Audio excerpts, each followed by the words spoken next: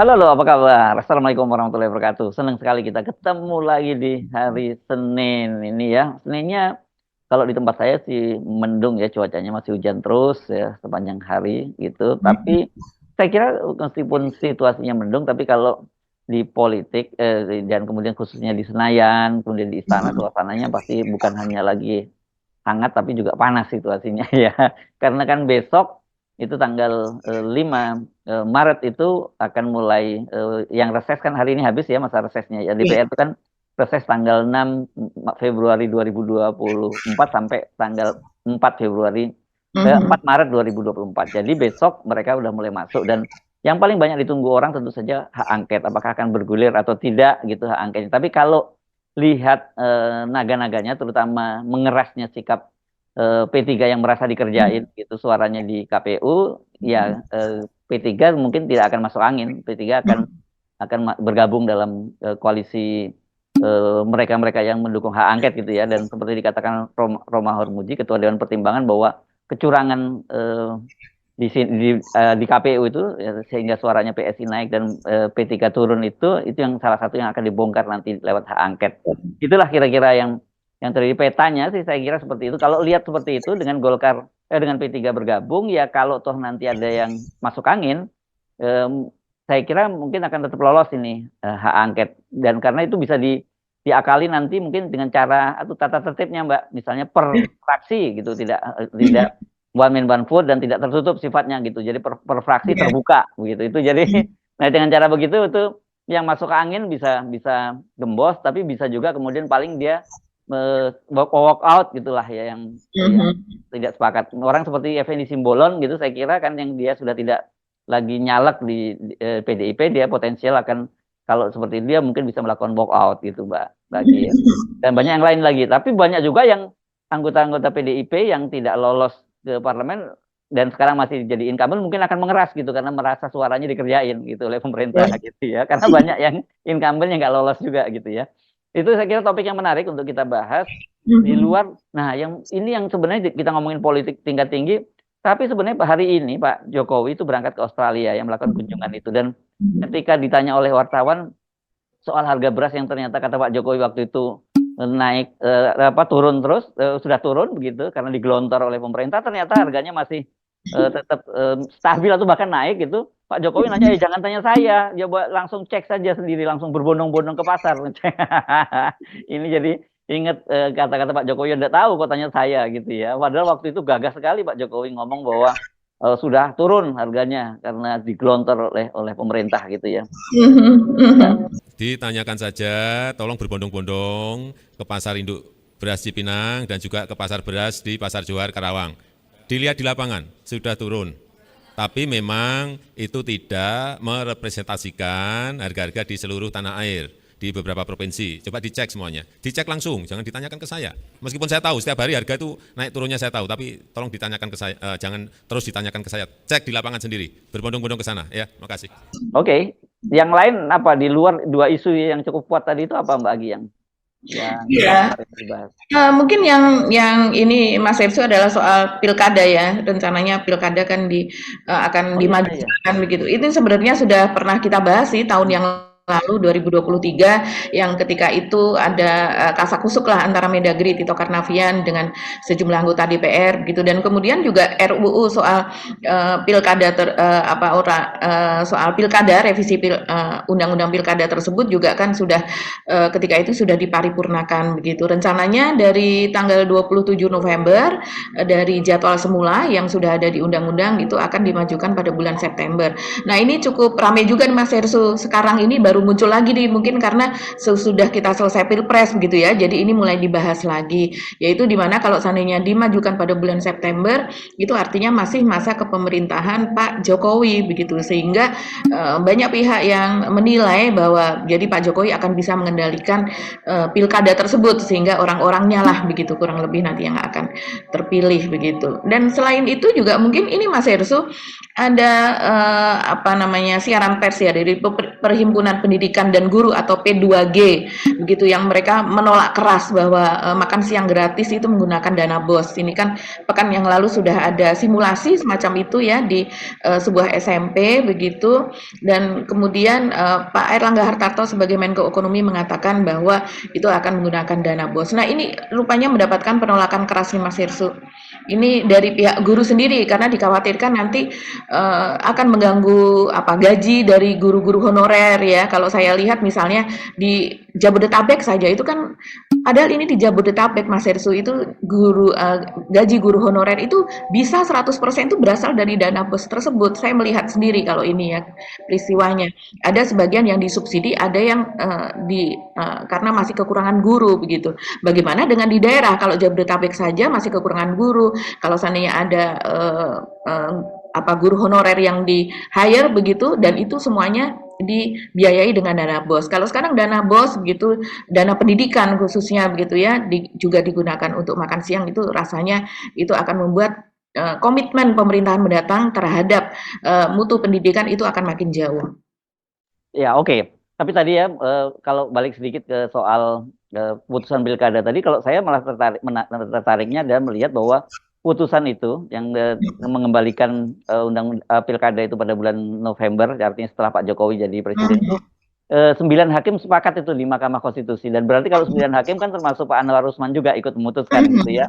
Dan yang kedua adalah suaranya Pak Mahfud MD yang sangat keras banget gitu, karena dia memuji-muji Mahkamah Konstitusi dan 2 orang mahasiswa UI yang mengajukan gugatan itu, walaupun sebenarnya gugatannya ditolak gitu, tapi itu menjadi asbab dikembalikannya pilkada itu. Dan ini terang-terangan situ Pak Mahfud menyebut ya ini dia semacam memberikan sinyal selamat lah kepada MK yang memangkas yang menghadang cawe-cawenya Jokowi untuk tetap mau ngatur pilkada kan gitu ya. Karena memang dengan pilkada dimajukan September itu ya jelas memang itu maunya Jokowi supaya semua gubernur, kepala daerah itu bisa dia kendalikan semua kan gitu ya.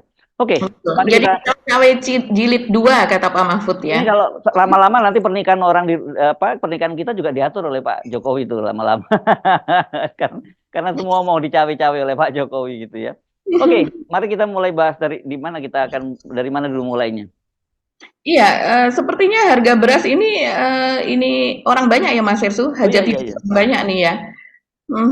Ya. Kalau harga beras itu tadi kelihatan sekali sebenarnya Pak Jokowi tahu bahwa dia tidak bisa mengendalikan harga beras itu, dan itu pengalaman kok, sama seperti harga minyak goreng itu ya, sampai sebenarnya itu kan adu kuat dengan mekanisme pasar. Dan kemudian juga kita tahu di beras ini di pasar kan banyak pemainnya ya Mbak ya. Jadi pemerintah mau seberapa pun menggelontorkan beras atau minyak goreng, kalau pemain-pemainnya itu nggak bisa dikendalikan ya tetap aja harga beras itu akan naik tinggi. Apalagi ini kali ini naiknya harga beras karena dikaitkan dengan banyaknya beras bulog yang digunakan oleh Pak Jokowi untuk bansos gitu ya, untuk memenangkan Gibran Rakabuming pada Pilpres ini. Kan ini kan hasil sogoan kepada rakyat yang jumlahnya cukup banyak itu ya yang dilakukan oleh Pak Jokowi. Dan nampaknya kalau nggak salah Tom Lembong menyebutnya kemarin 1,3 juta ton ya beras yang beras bulog yang digunakan oleh Pak Jokowi untuk bagi-bagi bansos itu ya.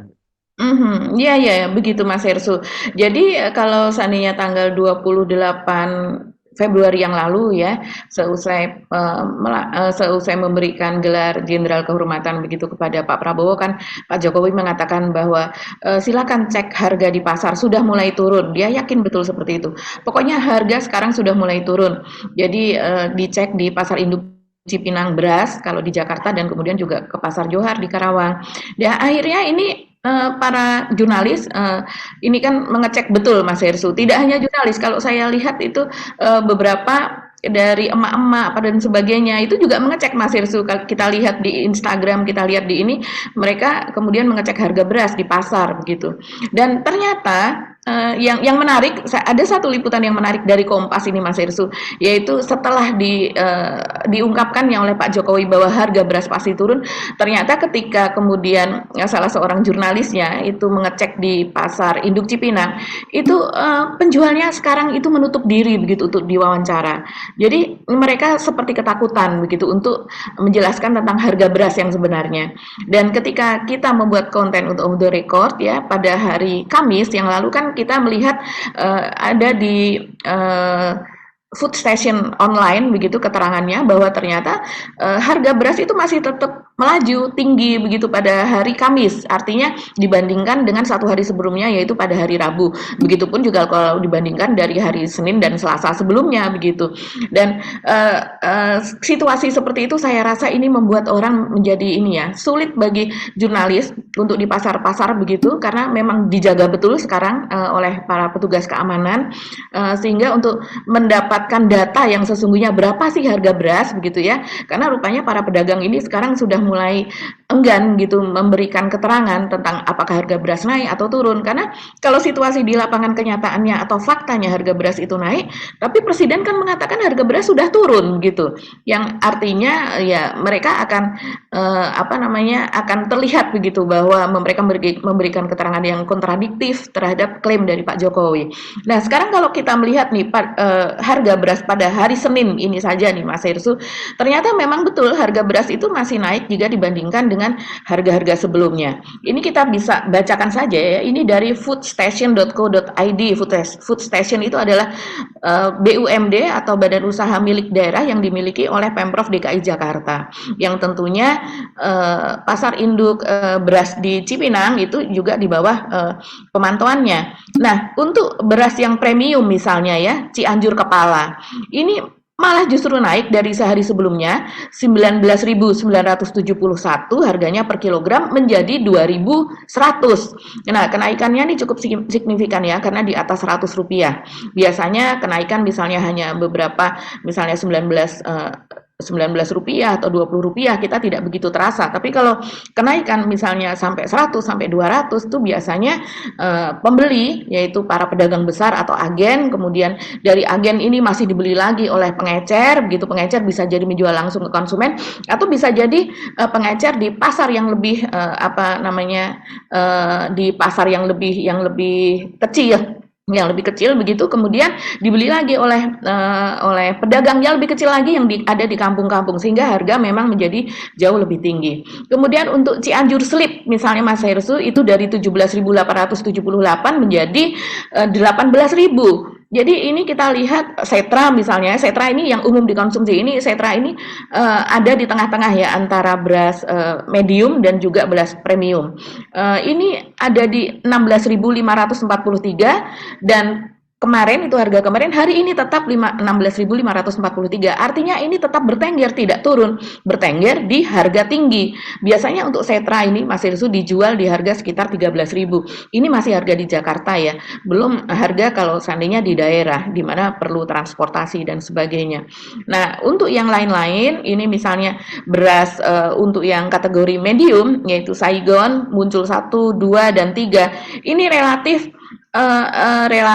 stabil, tapi stabilnya di harga tinggi. Jadi tetap dengan harga itu. Misalnya 15.600 ya tetap menjadi 15.600.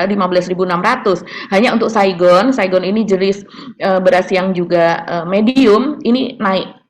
Jadi dari kemarin 15.670 menjadi 15.810. Jadi secara overall ya kenaikan di sini cukup signifikan lah Mas Hersu, terjadi di beberapa beras premium dan kemudian juga terjadi di beras medium, dan beberapa beras medium yang lainnya ternyata tetap bertengger di harga yang sama. Iya, jadi ini benar dong kalau kemarin itu kita kasih judulnya Pak Jokowi omon-omon aja soal harga beras yang turun itu ya. Iya betul, harga beras dikatakan bahwa pasti turun soalnya, dan ini tidak hanya Pak Jokowi Mas Hersu, ini otomatis ya ketika Pak Jokowi mengatakan demikian maka para buzzer itu betul-betul mereka meyakinkan bahwa harga sudah turun. Bahkan kalau saya lihat di beberapa percakapan di WA tanpa mereka mengecek apakah harga ini memang betul turun atau tidak, mereka bilang semuanya yang mengatakan beras itu naik atau beras itu tetap di harga tinggi itu adalah hoax, mereka mengatakan demikian. Dan itu mereka yakini. Jadi saya heran ya dengan percakapan sekarang ini di media sosial begitu. Mudah sekali orang mengatakan orang lain hoax begitu. Seperti misalnya ini ada satu nih, ini tambahan saja. Padahal ini tidak berkaitan dengan beras dan ini tidak kita masukkan dalam list percakapan kita tadi Mas Hersu. Tapi ini rame di media X dan juga di Instagram. Jadi soal tuduhan menghoax ini tadi, ini terjadi pada majalah Tempo dengan Deddy Kobuze. Ya, ya. Jadi rupanya Deddy ini mengatakan bahwa bocor alus Tempo yang edisi sebelumnya, bukan edisi yang hari Sabtu kemarin, itu menyebar hoax begitu. Yang mana ya, yang topik yang mana? Yang ketika Deddy Kobuze itu bertemu atau melakukan podcast dengan Kodari, Mas Hersu, dan di situ mengatakan bahwa sebelumnya mengikuti bocor alus tersebut dan mengikuti karena itu kan hasil produk dari jurnalistik begitu ya, dan percaya terhadap kontennya. Tapi sejak itu dia mengatakan ya sudah satu konten itu saja ketahuan, jadi mungkin Yang mana ya, konten yang mana yang dimaksud? konten yang mengatakan dari bocor alus Tempo mengatakan bahwa sesudah pencoblosan pada tanggal 14 Februari itu Pak Jokowi itu bertemu dengan Prabowo Gibran.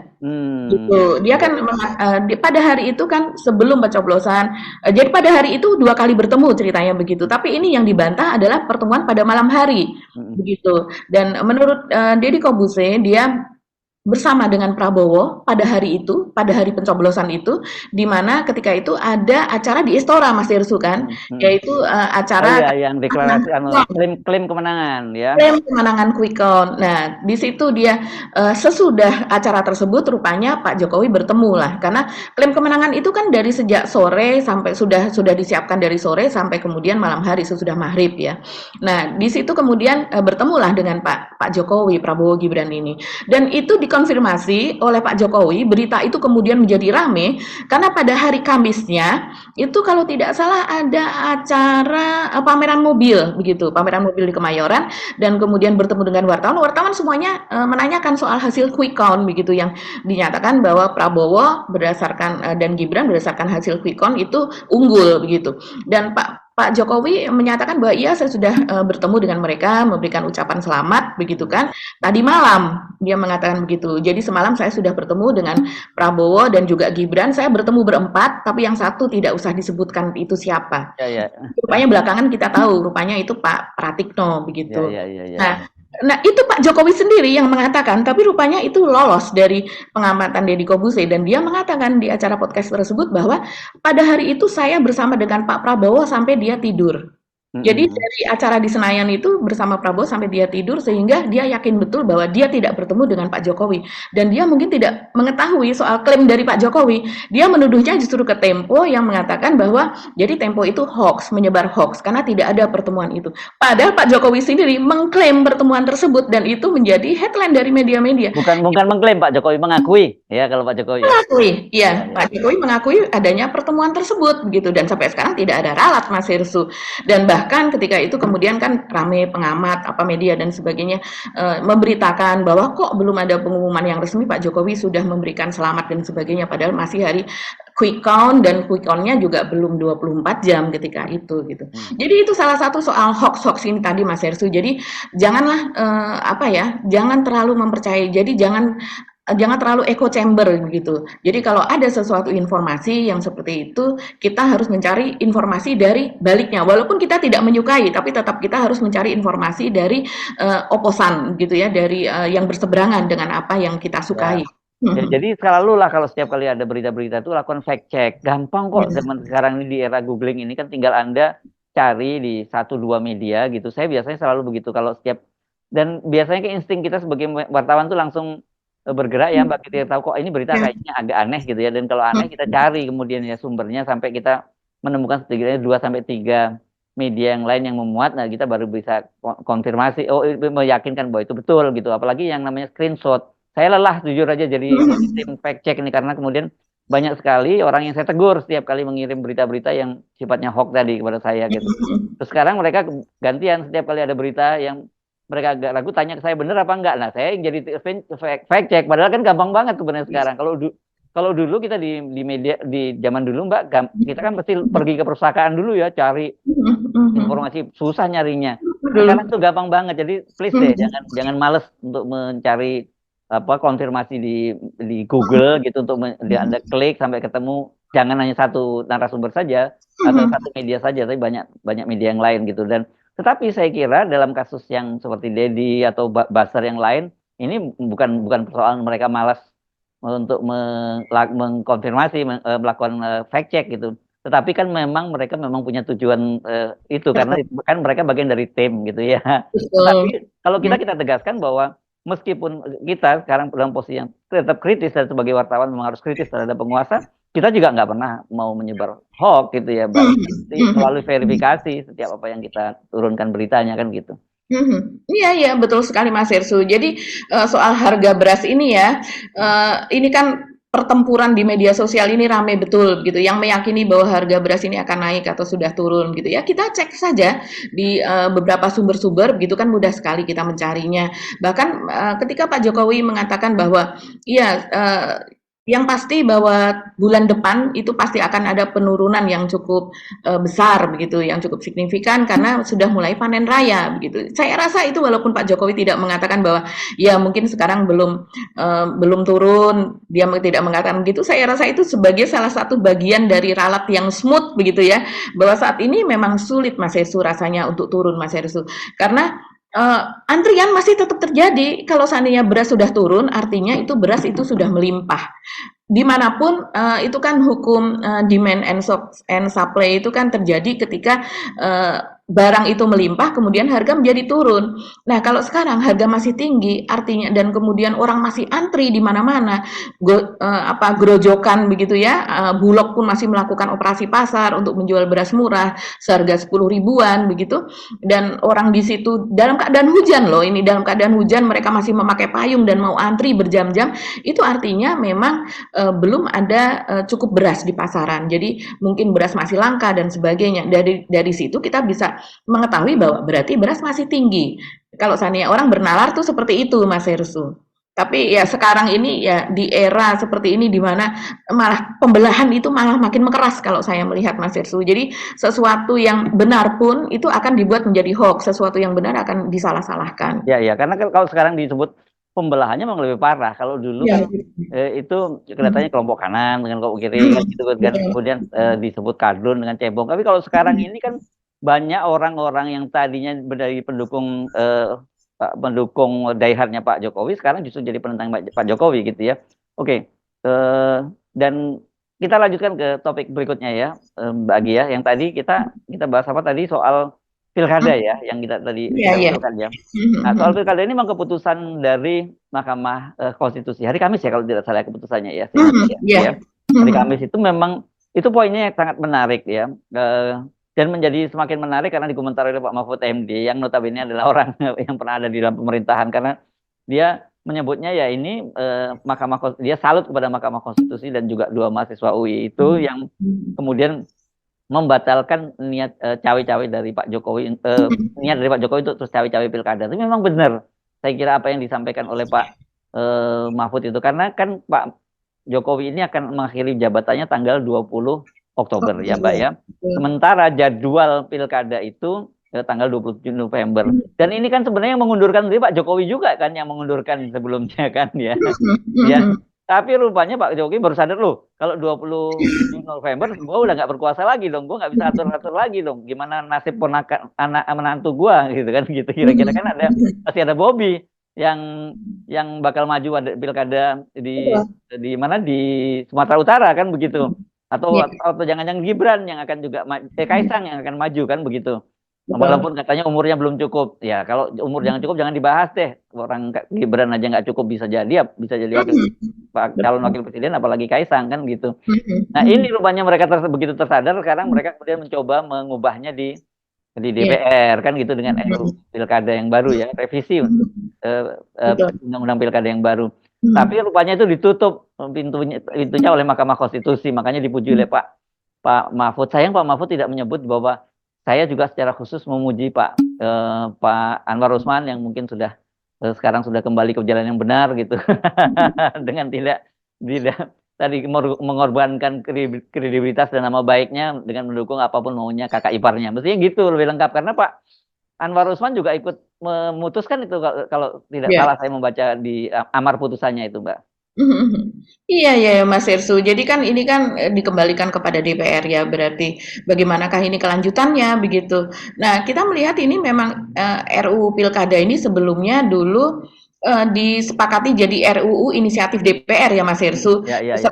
Kalau kita melihat di baliknya begitu kan, sepertinya ini memang keinginan dari Pak Jokowi begitu, dan kemudian juga dari beberapa anggota DPR itu mengatakan ini kan memang ada pertemuan juga dengan Pak Tito, ya itu biasalah lobby-lobby semacam itu.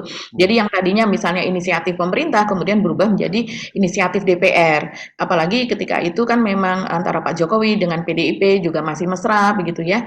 Dan kemudian tapi kita ingat bahwa pada saat RUU Pilkada ini dibawa ke paripurna itu ada dua partai yaitu PKB dan juga Demokrat yang itu kemudian memberikan pernyataan yaitu dengan syarat mereka setuju tapi dengan syarat tertentu, dan kemudian PKS menolak begitu karena memang mereka sudah melihat nih naga-naganya akan dipakai seperti apa begitu. Nah sekarang dengan posisi yang ada sekarang saya rasa Demokrat kalau seandainya sebelumnya itu mereka dengan syarat begitu ya, sekarang saya rasa mereka sudah ada di pihak pemerintah, sudah ada di sisi Pak Jokowi begitu. Nah ini yang kita tunggu nih bagaimana nih kelanjutannya dengan DPR sesudah mereka selesai dengan reses. Jadi ini kan masih apakah itu masih akan dilanjutkan, yaitu rencana sebelumnya mereka menyetujui supaya itu dimundurkan atau dimajukan, maksud saya dimajukan menjadi bulan September, yaitu ketika Pak Jokowi masih berkuasa. Karena alasan sebelumnya dari pemerintah atau alasan direvisinya Undang-Undang Pilkada tersebut adalah karena Pak Jokowi dilantik pada tanggal 20 Oktober dan kemudian rencananya Pilkada ini pada tanggal 27 November. Artinya pemerintah yang baru, begitu presiden dan wakil presiden yang baru hanya punya waktu sekitar 1 bulan saja untuk merencanakan atau mereka sebagai penyelenggara pilkada begitu ya secara nasional, dan itu dianggap mereka hanya punya waktu yang sempit, tidak cukup waktunya, dan ini jelas alasan ini jelas mengada-ada begitu ya, karena ini kan sudah otomatis berjalan, sudah sering terjadi pilkada Kemendagri begitu ya sebagai pihak yang menyelenggarakan ini sudah secara otomatis. Apakah kalau seandainya pilkada seperti ini kemudian menterinya harus diganti, pegawai-pegawai harus diganti? Tidak, karena memang ini sudah secara biasa mereka menyelenggarakan pilkada sebelumnya dan juga maupun yang akan datang. Jadi kemudian pantas kalau seandainya banyak yang menilai bahwa ini adalah mengada-ada begitu alasannya, hanya untuk supaya Pak Jokowi yang menurut komentar dari Pak Mahfud begitu ya, cawe-cawe jilid 2 dari Pak Jokowi akhirnya itu bisa dihalangi lah kalau seandainya pilkada itu tetap diselenggarakan pada bulan November. Ya. Tapi ya kita tidak tahu juga, karena kan bagaimana rekonstruksi nanti sesudahnya Mas Irsu, kalau seandainya memang betul 02 nanti yang berkuasa gitu. Ya, ya. Tapi sebenarnya pekan lalu itu ada 2 putusan penting di Mahkamah Konstitusi ya. Satu tentang Undang-Undang Pilkada itu yang tetap harus dilaksanakan tanggal 27 November. Yang kedua sebenarnya soal parliamentary threshold 4% itu kan banyak ya dipersoalkan karena berkaitan dengan adanya suara yang hilang. Jadi itu hak konstitusi warga kan jadi hilang begitu ya. Tapi kemudian kemarin itu yang diributkan katanya apakah ini dalam rangka mengakomodasi PSI? Ya enggak lah ya kayak gini. Karena berlakunya nanti tahun 2029 bukan berlaku sekarang ini. Tetapi orang memang udah gampang curiga sih sekarang, Mbak. Ya, betul. Iya ya, tidak salah juga Mas Hersu bahwa kalau ini dikaitkan dengan PSI ya. Tadi Mas Hersu di awal sudah mention begitu ya soal bagaimana suara itu kemudian berubah begitu dari suara yang ada di form model C begitu, dan kemudian ketika itu masuk ke KPU ternyata sudah berubah total. Nah ini ya Mas Hersu tadi kan mention bahwa ini sepertinya P3 ini mereka akan betul-betul mendukung pilkada. Kalau sebelumnya kan kita masih melihatnya mendukung hak angket, bukan pilkada. Maaf, mendukung hak angket. Jadi kalau sebelumnya itu mereka masih kita melihatnya ya, karena memang beberapa rumor itu mengatakan bahwa ada operasi. Dan kalau ada operasi ini kan ya hal yang biasa juga ya Mas Hersu, itu pasti itu terjadi karena sudah berkali-kali terjadi. Sebetulnya bukan hal yang biasa, seharusnya tidak boleh. Tapi ini kita tahu di sistem demokrasi di Indonesia ini masih terus dilakukan. Bahkan ada yang mengatakan untuk satu orang begitu operasinya sekitar 10 miliar rupiah. Saya tidak tahu itu kenyataannya di lapangan itu seperti apa begitu ya Mas Hersu. Tapi dari Romah Hurmuzi yaitu Ketua Majelis Pertimbangan P3 begitu kan, ini sudah keras betul, dia bahkan sampai membuat press release gitu yang dia kirimkan kepada media-media.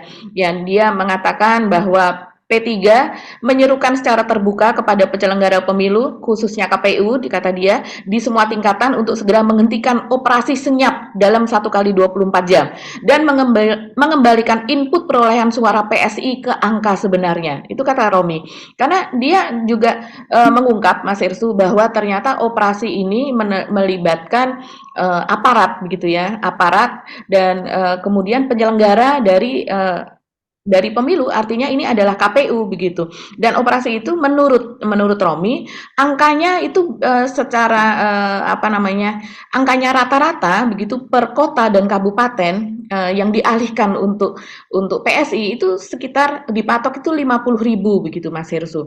Sementara itu di Jawa ya, untuk kota dan kabupaten di Jawa begitu dipatok sebesar itu.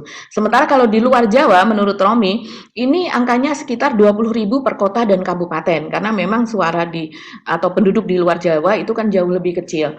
Nah, ini tentu kalau seorang petinggi partai begitu kan, yang juga memang dia sudah melalui beberapa kali pemilu menyatakan seperti ini, artinya saya rasa sih data ini tidak kaleng-kaleng ya. Bukan data buatan lah begitu. Dan kalau betul data seperti itu, ini sangat-sangat signifikan untuk menaikkan angka dari PSI begitu.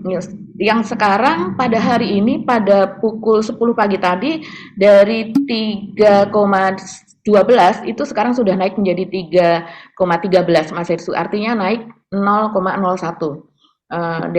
Itu dalam jangka waktu 1 hari ya, itu cukup signifikan sih. Iya, karena biasanya kalau udah prosentasenya tinggi itu angkanya udah relatif stabil ya Mbak ya. Karena ini kan orang kemudian jadi perdebatannya kan menurut quick count-nya nggak seperti itu kan gitu. Tapi di satu sisi kan kemudian orang banyak nggak percaya dengan quick count juga kan. Betul. Tapi saya kira biasanya memang kalau udah begini tumbuh itu ya signifikan, itu angka stabil kalau udah di atas bahkan di atas 50% itu udah relatif stabil gitu. Sekarang udah mendekati 70% kan begitu. Kalau kemudian terjadi lonjakan itu yang saya kira nggak masuk akal. Harusnya kalau tuh ada loncatan ya nggak terlalu kayak lompat kodok begitu ya. Iya, betul. Ya, ini kalau seandainya dihitung itu Mas Resu, dari kemarin kan ada yang naik ya, yang cukup signifikan itu ada 110 TPS, itu yang menyumbangkan 19.000 suara. Ini sudah ramai banget ya. Yang berarti 173 suara per TPS itu adalah suara PSI. Apakah ini masuk akal begitu? Sementara kita tahu per TPS itu kan maksimal 300 ya. 300 dan kemudian 300 dengan cadangan 2% lah ya suaranya ya. Ya, betul. Lah gitu ya. Iya, dan kemudian kalau seandainya dilihat ini menurut Romi dan juga dikonfirmasi oleh Burhanuddin Muhtadi yang dia mencuit di akun X begitu, Mas Hersu, ini ya besar sekali begitu, karena biasanya untuk 300 suara per TPS itu hanya sekitar berapa persen begitu ya, 75% atau apa itu yang kemudian digunakan suara tersebut begitu. Jadi kalau per TPS setelah di rata-rata ada 173 begitu, ya berarti ini signifikan banget 173 per kalau 75% saja kan hanya 200 sekian begitu Mas Hersu.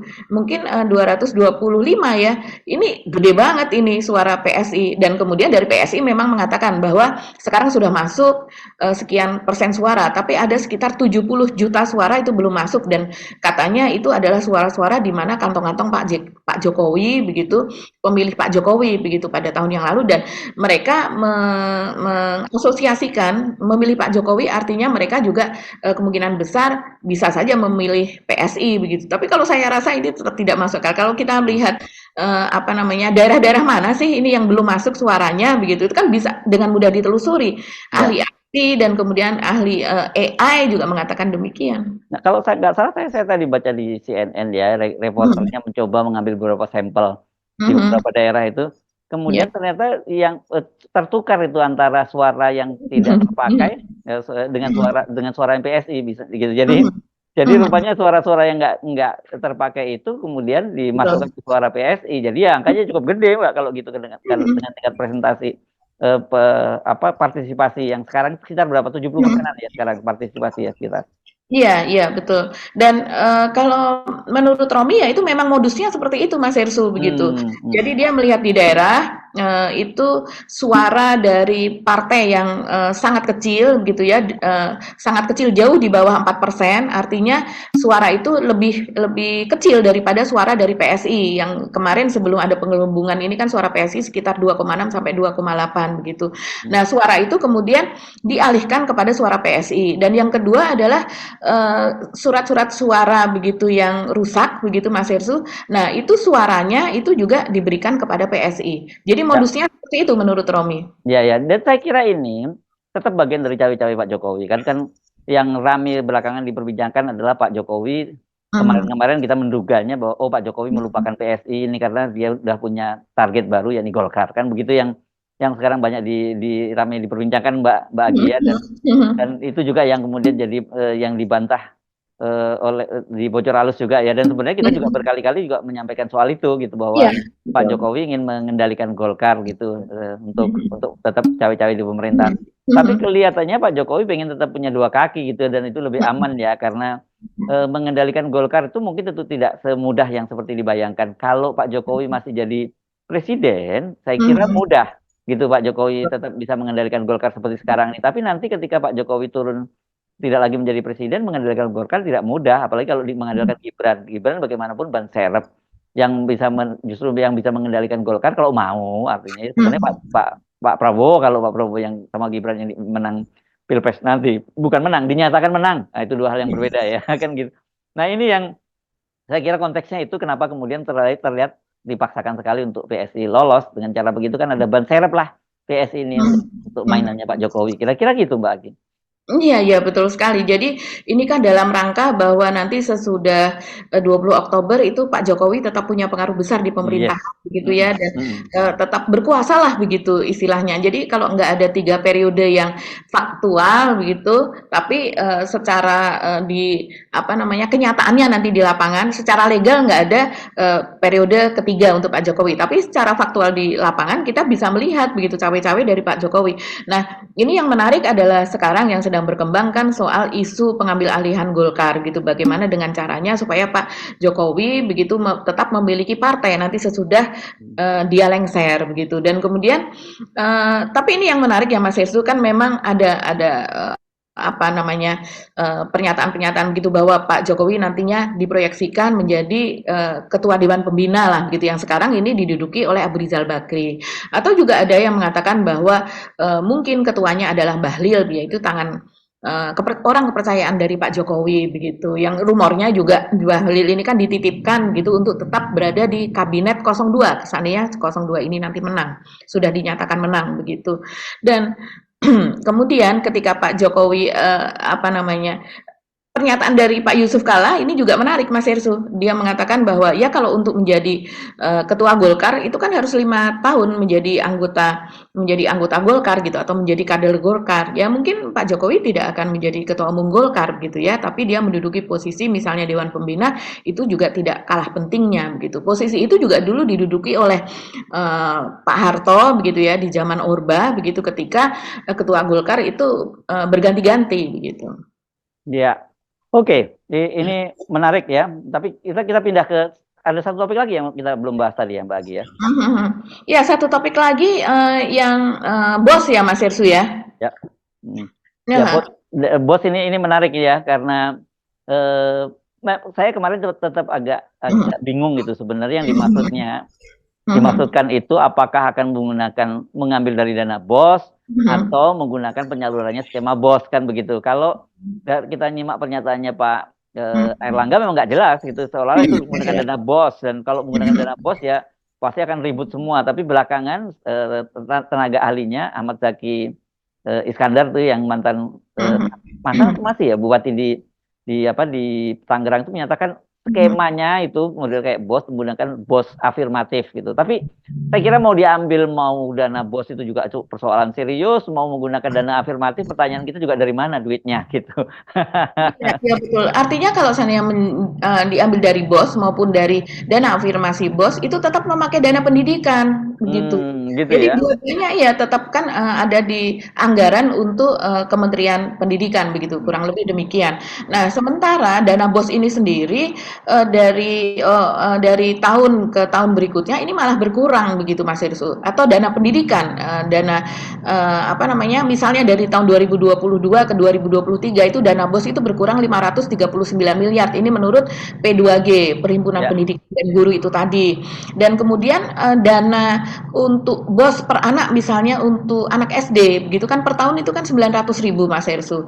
Kalau seandainya dibagi per harinya itu mereka hanya mendapatkan Rp2.830 untuk dana BOS tersebut. Jumlah yang sangat kecil jika dibandingkan dengan jumlah Rp15.000 dana yang dialokasikan untuk makan siang mereka begitu. Sementara kalau dana pendidikan lagi secara luas begitu ya, secara luasnya ini kan masih banyak sekali Mas Ersu kalau berdasarkan masih banyak alokasinya maksudnya. Misalnya ya, ini menurut data BPS untuk jenjang sekolah dasar saja itu untuk bangunan-bangunan sekolah dasar tersebut begitu di seluruh Indonesia itu sekitar 60,6% itu ruang kelas itu masih dalam kondisi rusak. Itu untuk tahun ajaran 2022, 2021-2022. Yang artinya kalau dana pendidikan ini kemudian sebagian akan dipakai untuk makan siang tersebut. Nah, ini yang selama ini selalu apa namanya, dipertanyakan, ini kapan sekolah rusak-rusak ini ya, diperbaiki begitu. ya, ya. Juga masih banyak lagi soal honorer apa dan sebagainya. Jadi ini memang betul-betul kalau kita melihat ini ancaman lah ya kita bisa Ya. mengatakan demikian Tapi program. gini ya, saran saya sebenarnya kita jangan terlampau serius banget ya menanggapi rencana dari Presiden Jokowi itu, karena saya mencurigai sejak awal ini sebagai pengalian isu juga, Mbak, karena kan sekarang itu sebenarnya fokus perhatian pemerintah itu kan soal hak angket gitu loh ya. Betul. Dan kemudian kenapa kok tiba-tiba dibahas? Itu kan pertanyaan buat kita juga. Kenapa tiba-tiba dibahas di rapat kabinet? Padahal ini kan sebenarnya pemenangnya juga belum dilakukan, belum ditetapkan oleh KPU gitu. Kemudian kok sampai kemudian dibikin simulasi segala macam, walaupun belakangan dikatakan bahwa Pemkab Tangerang itu mengajukan menjadi volunteer untuk uji coba. Ini sebenarnya banyak nggak masuk akal. Jadi ini sebenarnya gimmick ya, seperti biasa kan Pak Jokowi melakukan gimmick, tetapi kemudian ternyata gimmicknya nggak masuk akal gitu ya. Jadi ya orang malah bikin jadi persoalan baru lagi kan. Padahal mungkin jangan-jangan Prabowo sendiri juga bingung tuh. Ini gua belum ditentuin jadi presiden kok udah diributin dulu anggarannya. Nah, yang menjadi penyebab ya Pak Jokowi gitu loh. Tapi beberapa pihak, para pengamat pendidikan, terus pengamat politik juga mengatakan ini sebagai salah satu apa ya, mencuri apa namanya, ingin ada komitmen kesetiaan dari Pak Prabowo begitu, karena Pak Jokowi mati-matian Loyalitas menumbuhkan loyalitas dari Pak Prabowo nanti sesudah dia dilantik begitu kan, rencananya kan skenarionya seperti itu begitu. Tapi Pak Prabowo bilang ditetapkan KPU belum kok udah diribut-ributin dulu kan gitu. Sudahlah, ini kan saya selalu menyebut, saya bukan istilah saya sebenarnya, istilah dari John Macbeth ini ya, wartawan senior dari Selandia Baru yang menyebut Pak Jokowi itu kan selalu memainkan peran smoke and mirror gitu ya, sebagai pesulap gitu. Jadi dia membuat isu-isu itu ya, isu-isu baru itu agar orang itu perhatiannya teralih dari sebenarnya fokus utama yang dia lakukan gitu. Dan saya melihat sekarang yang paling utama buat Pak Jokowi itu soal hak angket, itu PR dia yang terbesar gitu. Jadi ketika dia orang ribut soal ini kan, saya menduganya kenapa ini jadi gimmick, karena bagaimanapun juga ini dia butuh dukungan dari publik begitu. Dan dengan menggelontorkan program baru lagi BOS ini makan siang gratis ini, dia akan mendapat semacam pujian lagi dan dukungan dari publik begitu, karena kemarin udah bagi-bagi bansos dan publik nggak tahu bahwa itu dampaknya pada harga beras yang jadi lambung tinggi dan langka, dan sudah lagi mau bagi lagi makan siang gratis gitu loh. Jadi saya sih mencurigai seperti itu, smoke and mirror-nya. Jadi ini mirror-nya smoke-nya itu dia tutupin kasus hak angketnya, kemudian di mirror orang disuruh melihat berkaca kepada kaca lain, itu ya soal makan siang gratis ini. Jadi saran saya jangan terlalu serius juga lah kalau menanggapi apapun menurut Pak Jokowi. Kemarin soal harga beras saja dia juga menyatakan begitu, sekarang ditanya, ya jangan tanya saya kan gitu. Cek sendiri ke pasar gitu. Iya ya, apalagi hak angket ini sepertinya sudah serius sekali perkembangan Serius. terakhir. PDIP mengatakan selama masa reses kemarin mereka apa namanya merencanakan ini dengan sangat kuat begitu ya Mas Ya, Hersu. ya. Dan Pak Mahfud juga menyatakan bahwa dia Mahfud dimintai juga masukan. Dia dimintai masukan betul. tadi. Tadinya kan Pak Mahfud ngomong saya nggak ikut-ikut itu urusan partai. Tapi kan belakangan Pak Mahfud akhirnya, oh saya juga dimintai masukan, udah memberikan masukan. Iya, dan menurut Pak Mahfud ternyata dua-duanya akan berjalan kalau menurut dia ya, bahwa Ya, yang hak angket berjalan dan MK juga harus berjalan karena mungkin dia sebagai orang hukum. ya, ya, ya, ya. Oke, oke, bagi ya. Kita ketemu lagi esok. Ya, jangan lupa share ya untuk konten-konten kami ini karena kelihatannya sampai sekarang ini masih spreadingnya atau distribusinya masih terhambat ya. Jadi tolong bantu kalau Anda merasa bahwa konten-konten ini kami penting untuk diketahui oleh teman, sahabat atau keluarga Anda, mohon jangan lupa di-share ya kepada mereka. Terima kasih. Kita ketemu lagi ya, Mbak Agi ya, untuk besok ya. Mohon pamit Mbak Agi kita. Saya Hersum Benarif. Dan saya Gibeta, terima kasih atas perhatian Anda. Tetap salam 0%. 0%. Wassalamualaikum warahmatullahi wabarakatuh. Salam warahmatullahi wabarakatuh.